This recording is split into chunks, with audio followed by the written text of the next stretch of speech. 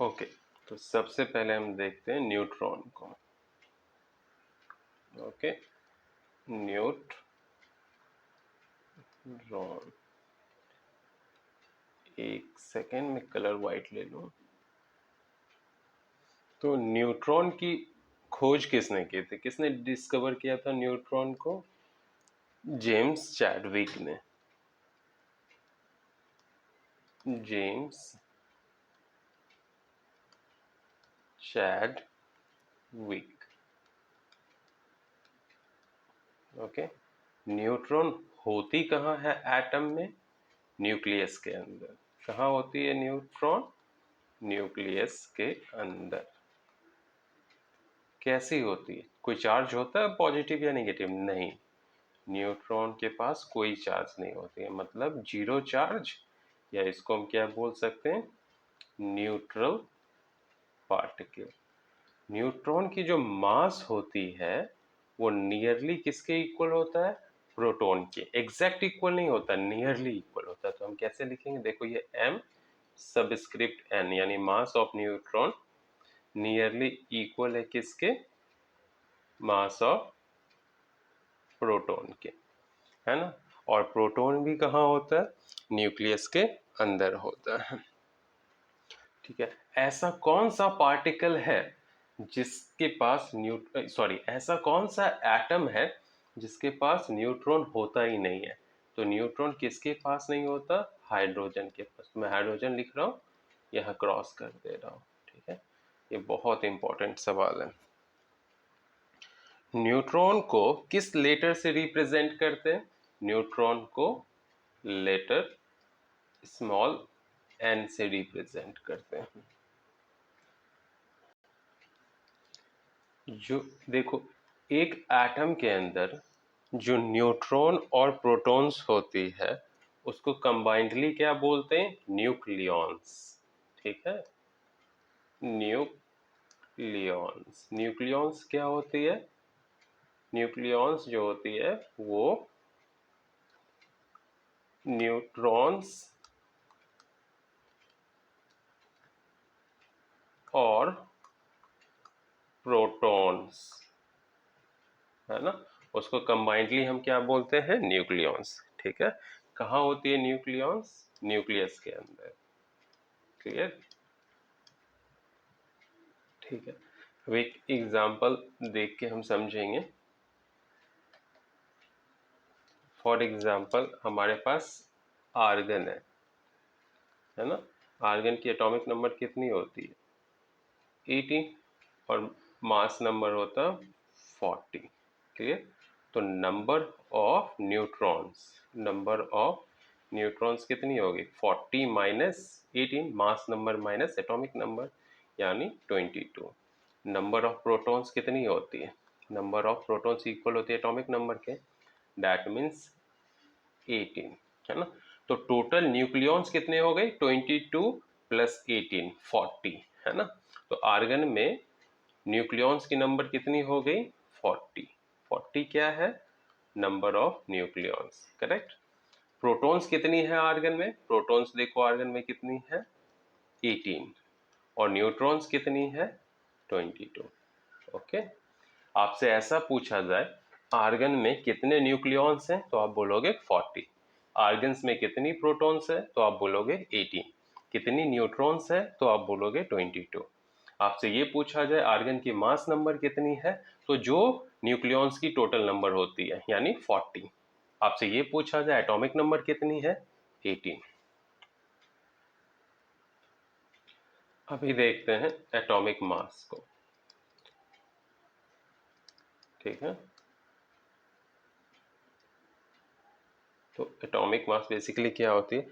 एक एटम का atomic mass जो है ना, एटम के अंदर न्यूक्लियस में जितनी न्यूट्रॉन्स या प्रोटॉन्स होती है उन दोनों की टोटल मास के बराबर होता है। मतलब total mass of the nucleons. Atomic mass किसके इक्वल है? Total mass of the nucleons, correct. या क्या कह सकते हो एटॉमिक मास? बोलो, न्यूट्रॉन्स की मास और प्रोटॉन्स की मास, है ना। तो क्या होगा, मास ऑफ न्यूट्रॉन्स प्लस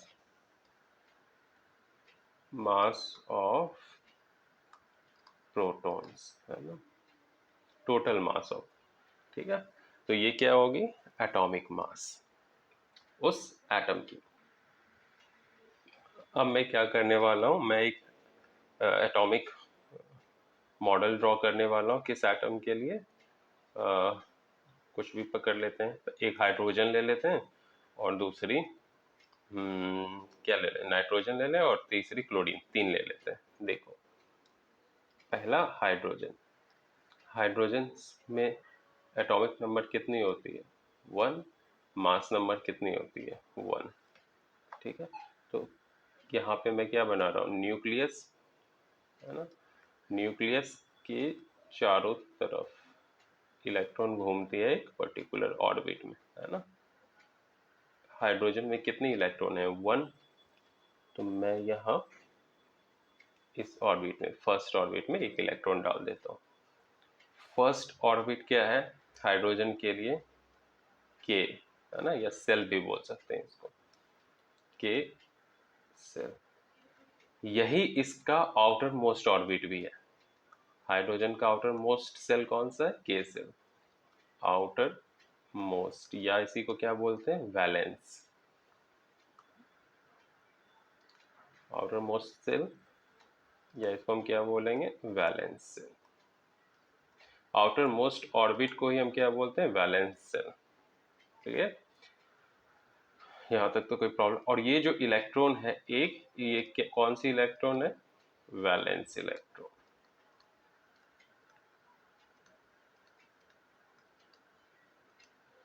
हाँ, इसके आउटर मोस्ट सेल में कितने इलेक्ट्रॉन है, एक, इसलिए इसकी वैलेंसी कितनी हो जाएगी, 1, है ना, ठीक है। तो इस तरह से हमने ड्रॉ कर लिया हाइड्रोजन के लिए। इनर मोस्ट सेल कौन सा होगा हाइड्रोजन का, वो भी क्या होगा, के सेल ही होगा, क्योंकि एक ही सेल है ना। तो आउटर और इनर दोनों क्या हो जाएंगे, सेम हो जाएंगे, ओके। अब हम ड्रॉ करेंगे हीलियम का। मैं 4 एग्जांपल देता हूँ ताकि कोई प्रॉब्लम रहेगी नहीं। अभी हम ड्रॉ करेंगे हीलियम का। हीलियम की जो एटॉमिक नंबर होती है वो होती है 2 और मास नंबर होती है 4, है ना। मास नंबर को हम ए से रिप्रेजेंट करते हैं और एटॉमिक नंबर को जेड से, करेक्ट। तो सबसे पहले हम इसकी इलेक्ट्रॉनिक कॉन्फ़िगरेशंस लिख देते हैं। तो फर्स्ट सेल के, एल, एम, एन, ऐसे। के सेल में कितने इलेक्ट्रॉन होंगे, 2, क्योंकि 2 ही इलेक्ट्रॉन है, आगे जाने की जरूरत ही नहीं। ड्राइंग कैसे बनेगी, यहाँ पे क्या है, न्यूक्लियस, एक ही सेल होगा इसमें भी, है ना। और कितने इलेक्ट्रॉन आ जाएंगे इसमें, 2, 1 और 2, करेक्ट। तो यहाँ पे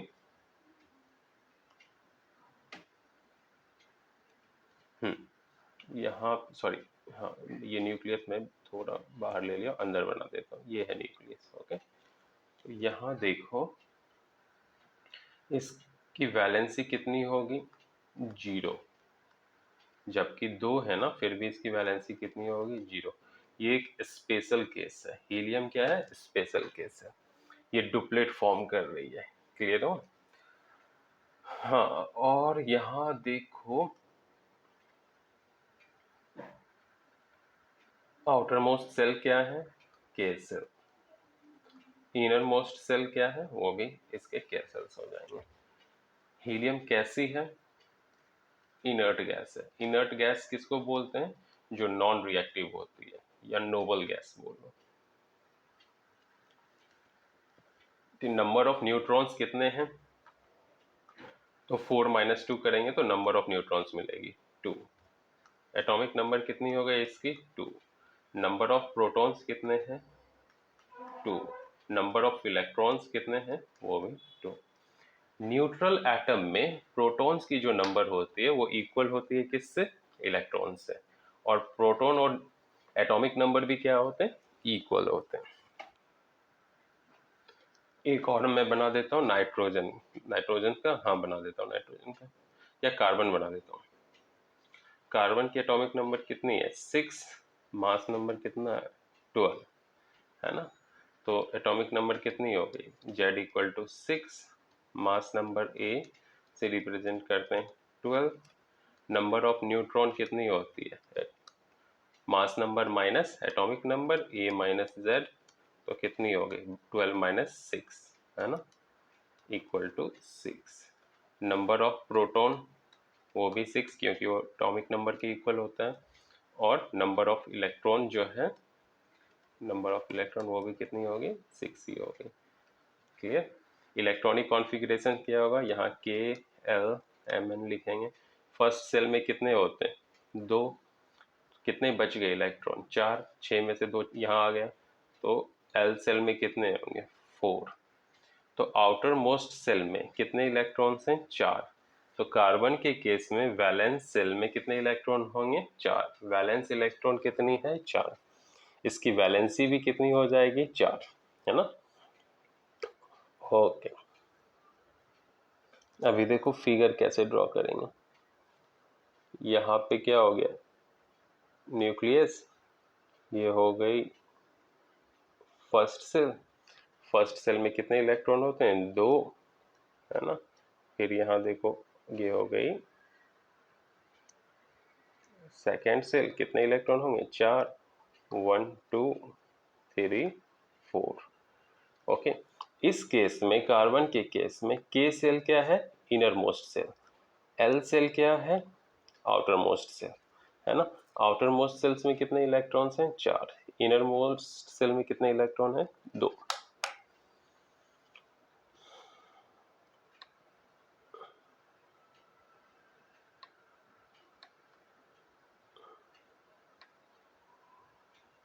आगे चलते हैं, एक बड़ी कर लेते हैं क्लोरीन का। क्लोरीन की एटॉमिक नंबर कितनी होती है, 17, और मास नंबर कितनी होती है, 35। तो ए कितनी हो गई क्लोरीन की, 35। जेड कितनी हो गई, 17। नंबर ऑफ इलेक्ट्रॉन कितनी हो गई, 17। नंबर ऑफ प्रोटॉन कितनी हो गई, 17। नंबर ऑफ न्यूट्रॉन क्या हो जाएगी, mass number minus atomic number, तो 35 माइनस 17 कितनी हो गई, 18। इसकी इलेक्ट्रॉनिक कॉन्फ़िगरेशंस कैसे बनाएंगे, वापस से KLMN। फर्स्ट सेल में कितने हो सकते हैं मैक्सिमम इलेक्ट्रॉन, 2। सेकेंड सेल में 8, तो लास्ट सेल में कितने बच गए, 7।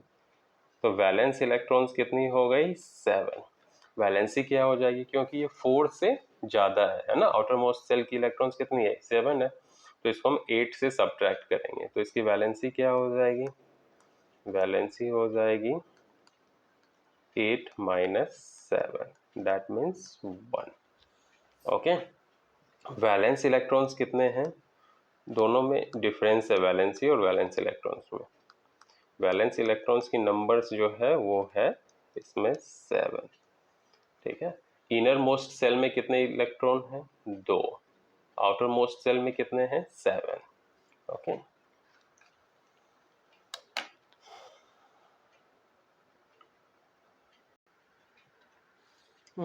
देखो एक एटम के आउटर मोस्ट सेल में कितने इलेक्ट्रॉन हो सकते हैं, मैक्सिमम 8, है ना। देखो एटम में लिख दे रहा हूँ यहाँ पे, ओके। इसके आउटर मोस्ट सेल, है ना, आउटर मोस्ट सेल यानी वैलेंस सेल, इसमें मैक्सिमम कितने इलेक्ट्रॉन एकोमोडेट हो सकती है, 8। ओके, 8 से ज़्यादा नहीं, चाहे वो कोई भी सेल हो, L हो, M हो, N हो, P जो भी हो, अगर वो आउटर मोस्ट सेल है तो उसमें कितने मैक्सिमम इलेक्ट्रॉन्स होंगे, 8। अब देखते हैं कमाल की चीज, देखो ये 2n² फॉर्मूला है ना। यहाँ n क्या बताता है, n बताता है नंबर ऑफ सेल, ठीक है। तो के सेल के लिए n की वैल्यू क्या हो जाएगी 1, और हम फॉर्मूले में डालेंगे तो क्या होगा 2 इंटू 1 का स्क्वायर, 2 इंटू 1 का स्क्वायर क्या होता है 2। तो के सेल में मैक्सिमम कितने इलेक्ट्रॉन आ सकते हैं 2। फिर देखो एल सेल, है ना, एल सेल में इसी तरह हम देखेंगे n इक्वल टू क्या होता है 2, तो यहाँ लिखना पड़ेगा 2 इंटू 2 का स्क्वायर, तो क्या हो जाएगा 8। तो एल सेल में मैक्सिमम इलेक्ट्रॉन्स कितने आ सकते हैं 8। इसी तरह हम एम में जाएंगे, एम में क्या होगा n इक्वल टू 3 और 2 into 2 raise to 3, sorry 3 raise to 2, my mistake, 2 into 3 raise to 2, ये कितनी हो जाएगी 9 इंटू 2 18। इसी तरह हम चलेंगे एन सेल में, एन सेल में n इक्वल टू क्या होगा 4, तो 2 इंटू 4 का स्क्वायर दैट इज 32, है ना। तो 2n स्क्वायर फॉर्मूला क्या बताता है, तो 2n स्क्वायर फॉर्मूला से हमें पता चलता है कि एटम के किस सेल में मैक्सिमम कितनी इलेक्ट्रॉन्स एकोमोडेट हो सकती है। देखो एटम के किस सेल में कितने इलेक्ट्रॉन्स होंगे, यानी ये जो 2n स्क्वायर फॉर्मूला है ना, जिसे हम पता करते हैं किस सेल में कितने इलेक्ट्रॉन्स होंगे, ये बातें किसने बताई थी, किसने सजेस्ट की थी, तो दो जन थे, फिजिसिस्ट बोर एंड ब्यूरी, इन लोगों ने सजेस्ट किया था। ओके, आगे हम देखेंगे बोर और ब्यूरी ने क्या क्या सजेस्ट किया था। तो देखते हैं बोर एंड ब्यूरी, है ना, इनकी क्या क्या सजेशंस हैं हम उसको देखते हैं, है ना। तो पहला जो सजेशन इन्होंने यही 2n स्क्वायर फॉर्मूला वाला दिया था कि एक सेल में मैक्सिमम कितनी इलेक्ट्रॉन्स एकोमोडेट होगी, ये बात हमें 2n स्क्वायर फॉर्मूला से पता चलेगा, जहां n क्या है नंबर ऑफ सेल, ठीक है। सेल को ही हम क्या बोलते हैं एनर्जी लेवल भी बोलते हैं, है ना, जो ऑर्बिट है जो सेल है उसी को क्या बोलते हैं एनर्जी लेवल। सेकेंड बात है देखो, एक एटम के आउटर मोस्ट सेल में मैक्सिमम कितने इलेक्ट्रॉन्स हो सकते हैं 8। ये बातें भी किसने सजेस्ट की थी बोर्स एंड ब्यूरी ने। थर्ड जो सजेशंस है वो देखो, किसी भी सेल में इलेक्ट्रॉन्स तब तक एकोमोडेट नहीं हो सकता जब तक कि इनर सेल फिल्ड ना हो। मतलब क्या है देखो, यहाँ पे क्या होगा, ये के सेल है, ये एल सेल है, ये एम सेल है ना। जब तक के सेल पूरी तरीके से नहीं भर जाएगी तब तक एल सेल में इलेक्ट्रॉन नहीं जाएंगे, और जब तक एल पूरी तरीके से नहीं भर जाएगी तब तक एम में इलेक्ट्रॉन नहीं जाएंगे, है ना, क्लियर। तो जो सेल न्यूक्लियस के पहले है, सबसे पहले आती है, वो पहले भरेगी, जो दूर वाली सेल है वो बाद में भरेगी। अभी देखते हैं, याद रखो इनर्ट गैस जो है, इनर्ट गैस है ना, कौन कौन से इनर्ट गैस होते हैं, जैसे हीलियम हो गया, नियॉन हो गया, आर्गन हो गया, क्रिप्टन हो गया, रेडॉन हो गया, ये सारे क्या है इनर्ट गैस है। तो ये जो इनर्ट गैस हैं इनकी वैलेंसी क्या होती है 0 होती है, और इनके आउटर मोस्ट सेल में कितने इलेक्ट्रॉन्स होते हैं 8 होते हैं, मतलब ये अपनी ऑक्टेट कंप्लीट कर चुकी होती है ना। इनर्ट गैस कैसी होती है नॉन रिएक्टिव होती है, यानी एक दूसरे के किसी भी मेटल के साथ, नॉन मेटल के साथ ये रिएक्ट नहीं करेगी, दूसरे एलिमेंट के साथ ये रिएक्ट नहीं करेगी, ठीक है। जितने भी इनर्ट गैस होते हैं उनके आउटर मोस्ट सेल में कितने इलेक्ट्रॉन होते हैं 8 होते हैं। एक एक्सेप्शनल केस है कौन सा हीलियम, हीलियम के आउटर मोस्ट सेल में कितने होते हैं 2, बाकी सारे ऑक्टेट फॉर्म करती है और हीलियम डुप्लेट फॉर्म करती है।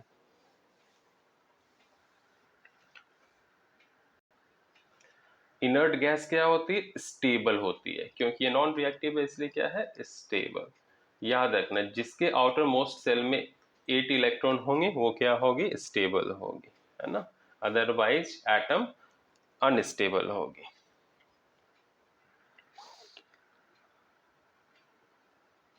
ठीक है, तो चलते हैं आगे। अब मैं आपके सामने 3 एटम रखता हूँ। सबसे पहले सोडियम, है ना, सोडियम की एटॉमिक नंबर कितनी है, 11, और मास नंबर कितनी है, 23। ठीक है, फिर मैं किसका रखूँ, क्लोरीन। क्लोरीन की एटॉमिक नंबर कितनी होती है, 17, और मास नंबर कितनी होती है, 35। फिर मैं रखूँगा कार्बन। कार्बन की एटॉमिक नंबर 6, मास नंबर 12। तो इसके इलेक्ट्रॉनिक कॉन्फ़िगरेशन अगर हम सोडियम का देखें तो के सेल में कितनी होगी, 2, एल सेल में कितनी होगी, 8, और एम सेल में कितनी होगी, 1, यानी आउटर मोस्ट सेल में कितने इलेक्ट्रॉन है, 1। क्लोरीन का देखें तो के सेल में कितनी होगी, 2, एल सेल में कितनी होगी, 8, और एम सेल में कितनी होगी, 7। ओके, कार्बन, कार्बन में देखें तो के सेल में कितनी है, 2, और एल सेल में कितनी है, 4, यानी आउटर मोस्ट सेल्स में इसके कितने इलेक्ट्रॉन्स हैं, 4। अब मजे की बात यह है, ये सारे क्या है, अनस्टेबल है। क्यों है अनस्टेबल, क्योंकि इनके आउटर मोस्ट सेल में 8 इलेक्ट्रॉन नहीं है। तो सोडियम जो है 8 इलेक्ट्रॉन आउटर मोस्ट सेल्स में कैसे ला सकता है ना, इसके पास 3 चॉइस हैं। या तो क्या कर सकता है, बोरो कर सकता है, या शेयर कर सकता है, या फिर क्या कर सकता है, गिव कर सकता, दे सकता है किसी दूसरे एटम को। तो सोडियम के पास क्या है, आउटर मोस्ट सेल में एक ही इलेक्ट्रॉन है। अगर ये डोनेट कर दे एक इलेक्ट्रॉन किसी दूसरे एटम को तो इसकी कॉन्फ़िगरेशन कैसी हो जाएगी, 2 और 8, है ना। अभी देखो आउटर मोस्ट सेल में कितने इलेक्ट्रॉन्स हैं, 8, मतलब ये क्या हो गई, स्टेबल। क्लियर हो गया, ये डोनेट कर रहा है इसलिए एरो मैंने बाहर डाला है। यहाँ देखो क्लोरीन के केस में क्या है, आउटर मोस्ट सेल में 7 इलेक्ट्रॉन है। तो 8 बनाने के लिए अगर ये किसी से एक ले ले, बोरो कर ले, तो आसानी से क्या बना लेगा, स्टेबल फॉर्म बना लेगा। तो यहाँ क्लोरीन क्या करेगा, एक लेके 288, है ना। अब देखो कार्बन, कार्बन के पास क्या है, 4 है। तो कार्बन क्या करेगा, बोरो भी नहीं कर सकता और दे भी नहीं सकता, क्योंकि दोनों ही इसके लिए इक्वल चांस है ना। या ऐसे भी याद कर लो, जिसके आउटर मोस्ट सेल में 4 इलेक्ट्रॉन्स हो ना, वो जनरली क्या करते हैं, शेयर करते हैं। तो ये क्या करेंगे, शेयर, इसलिए मैं दोनों साइड एरो से दिखा रहा हूँ, है ना, ये शेयर करेंगे। ओके, शेयर करके ये कैसे फॉर्म कर लेंगे, 8 आउटर मोस्ट सेल में। क्लियर, तो देखो 2 और 8 ये कौन सी एटम की कॉन्फ़िगरेशंस है, नियॉन, है ना। 288 ये किस एटम की कॉन्फ़िगरेशंस है, आर्गन। 28 ये किस एटम की कॉन्फ़िगरेशंस है, नियॉन।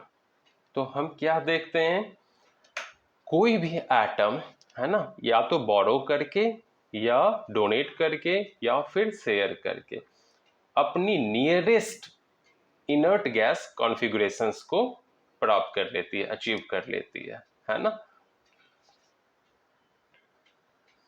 अब पहले सोडियम के केस में देखो, इसने कितनी इलेक्ट्रॉन डोनेट की, एक, है ना। किस लिए डोनेट की, स्टेबल बनने के लिए, इसलिए इसकी वैलेंसी कितनी हो गई, एक।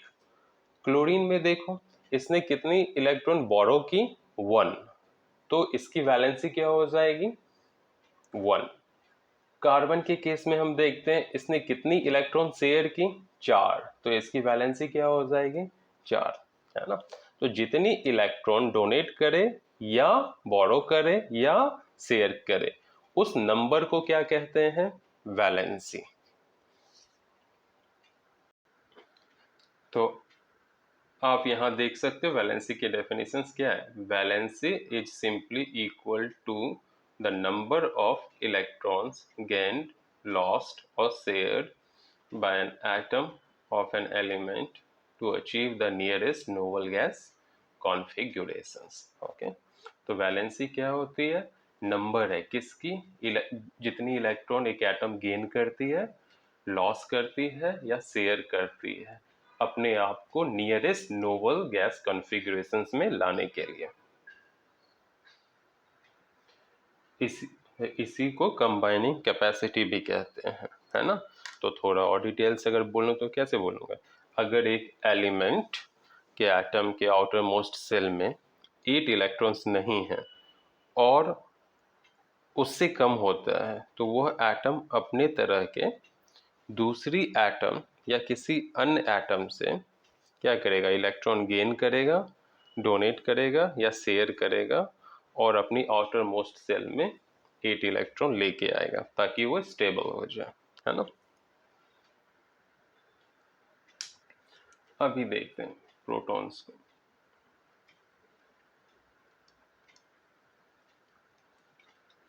प्रोटॉन्स एटम में कहाँ होते हैं, न्यूक्लियस में, है ना।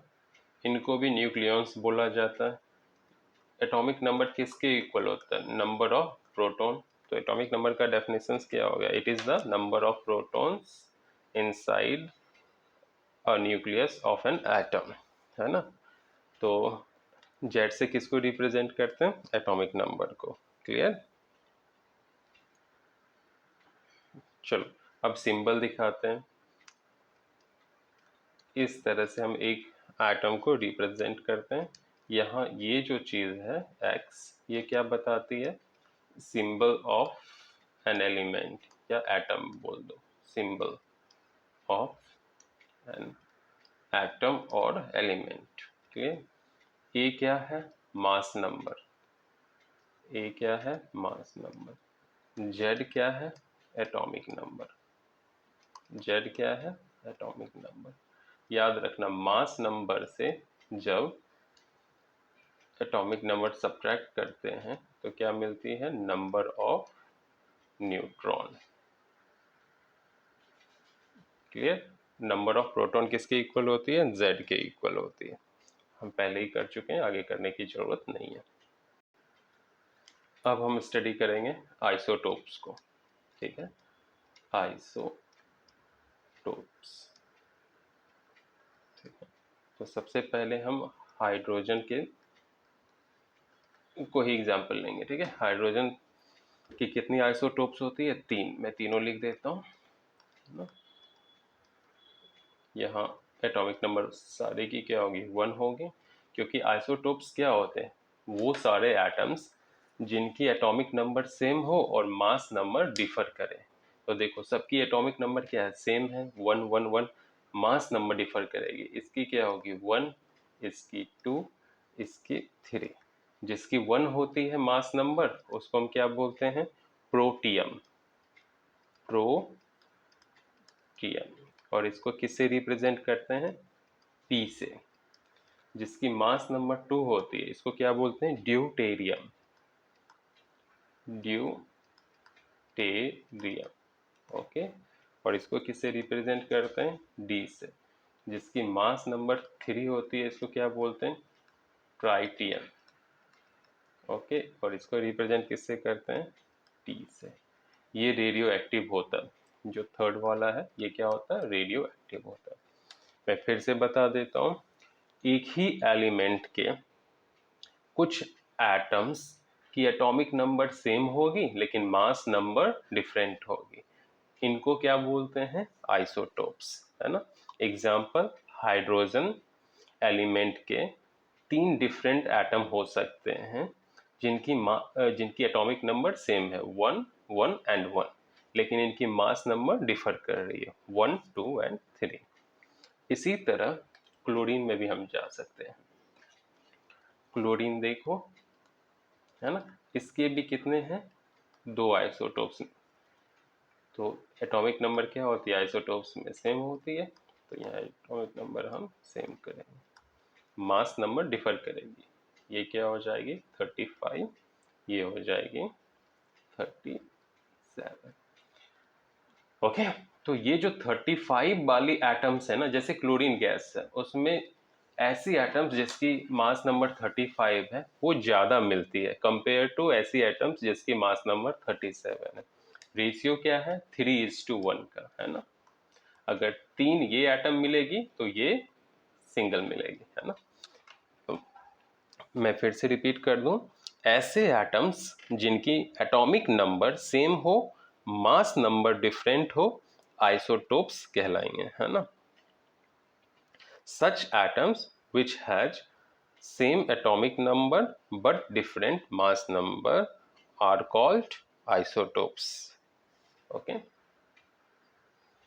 याद रखना, आइसोटोप्स की केमिकल प्रॉपर्टीज सिमिलर होते हैं लेकिन फिजिकल प्रॉपर्टी डिफरेंट करती हैं, क्योंकि फिजिकल प्रॉपर्टी डिपेंड करती है मास नंबर के ऊपर, और आइसोटोप्स के मास नंबर क्या हैं, डिफर कर रहे हैं। और केमिकल प्रॉपर्टीज डिपेंड करती है एटॉमिक नंबर के ऊपर, इसलिए आइसोटोप्स के केमिकल प्रॉपर्टीज सिमिलर होते हैं, है ना। कुछ आइसोटोप्स जो हैं वो बहुत ही स्पेशल प्रॉपर्टीज शो करते हैं। जैसे यूरेनियम का एक आइसोटोप्स है यूरेनियम 235, जिसका यूज हम लोग न्यूक्लियर रिएक्टर में करते हैं फ्यूल की तरह, और उससे इलेक्ट्रिसिटी वगैरह प्रोड्यूस होती है। सिमिलरली कोबाल्ट का जो एक आइसोटोप्स है उसका यूज कैंसर ट्रीटमेंट में होती है। आयोडीन की एक आइसोटोप्स का यूज गोइटर के ट्रीटमेंट में होता है। ओके, अब आते हैं आइसोबार।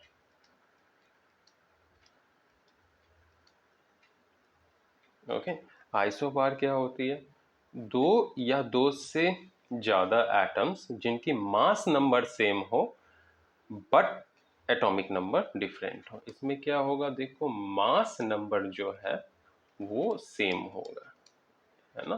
तो क्या डिफरेंट होगी, एटॉमिक नंबर जो है Z जो है वो डिफरेंट होगी, है ना। तो एग्जाम्पल आर्गन और कैल्शियम। कैल्शियम की मास नंबर 40 है, आर्गन की भी मास नंबर 14 है, बट इसकी एटॉमिक नंबर 18 है और इसकी एटॉमिक नंबर 20 है। याद रखो, आर्गन कैसी है, आर्गन जो है वो इनर्ट गैस है। कैल्शियम कैसी है, कैल्शियम एक मेटल है। तो दोनों की प्रॉपर्टीज भी क्या है, फिजिकल प्रॉपर्टी बिल्कुल ही डिफर कर रहे हैं एक दूसरे से, है ना। एक गैस है और एक मेटल है। क्लियर हो गया, तो समझ में आ गया। अब हम स्टडी करेंगे atomic model of the bore. Atomic model of the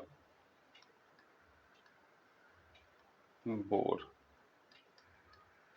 okay, first तो बोर ने क्या बोला, बोर ने बोला एटम के अंदर कुछ स्पेशल ऑर्बिट्स होती है जिन्हें हम डिस्क्रीट ऑर्बिट कहते हैं, और इलेक्ट्रॉन्स उसी में रिवॉल्व करती है। देखो ये है न्यूक्लियस, और ये जो ऑर्बिट हैं इनको क्या बोलते हैं, डिस्क्रीट ऑर्बिट, है ना। ये फिक्स्ड होती है, फिक्स्ड रेडियस की होती है।